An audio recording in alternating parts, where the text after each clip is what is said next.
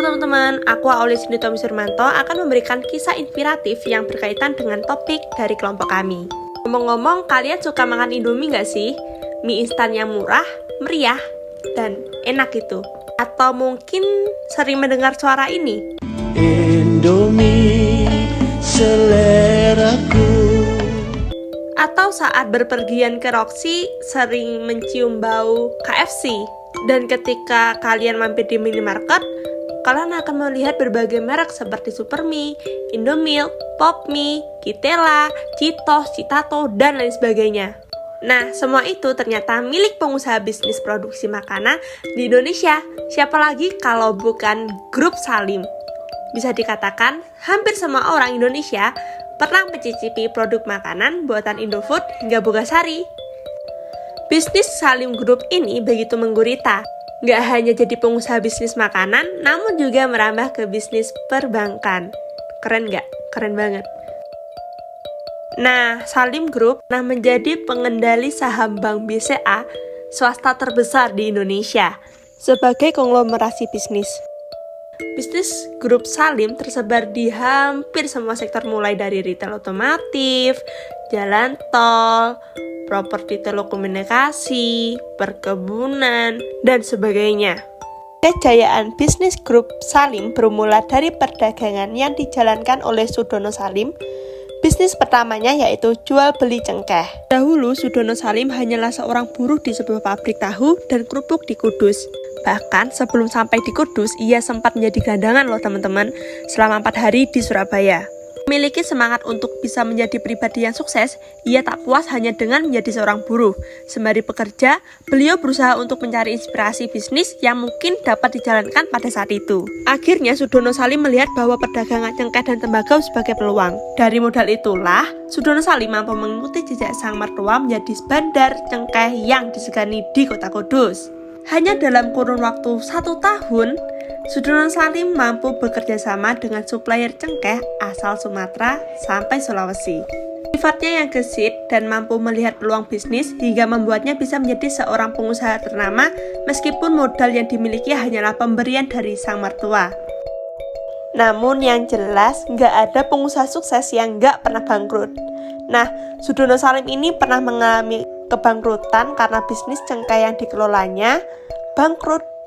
Bukan dari kesalahannya sendiri, namun karena adanya invasi dari pihak Jepang yang membuat hampir semua kegiatan masyarakat Indonesia menjadi terhenti. Yap, bener banget. Sudono Salim sudah menjadi pengusaha sejak zaman penjajahan. Sudah dipastikan, zaman itu adalah zaman yang sulit untuk jadi pengusaha. Alhasil, ia pun harus kembali mencari solusi. Ia berusaha mencari peluang bisnis lain agar dapat mengembalikan masa kejayaannya. Nah, melihat bangsa Indonesia yang masih berjuang melawan Belanda yang ingin menguasai kembali negara Indonesia, ia memutuskan untuk berbisnis kebutuhan logistik, kebutuhan medis, hingga persenjataan bagi tentara pejuang. Wah, tak sampai berhenti di situ. Setelah logistik yang dikelola mulai berkembang, Sudono Salim merambah ke usaha lain di bidang produksi dan produksi yang dibutuhkan oleh tentara, khususnya anggota TNI, Angkatan Darat. Salah satunya yaitu produksi sabun. Insting bisnis Sudono Salim tersebut tentu berada di luar nalar masyarakat awam.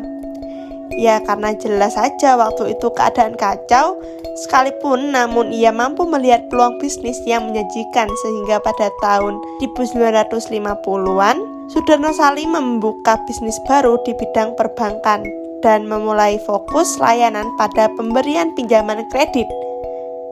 Ide bisnis ini juga muncul karena Sudono Salim membaca keluhan masyarakat yang tak mampu membeli barang yang dijual dengan cara tunai.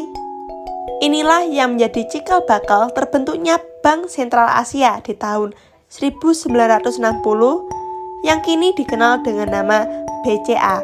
Setelah kinerja BCA dapat dikatakan mapan, ia kembali mencari ide usaha lain yang cemerlang. Mengetahui bahwa masyarakat Indonesia bergantung pada kebutuhan nasi, Sudono Salim mulai mengembangkan bisnis tepung terigu.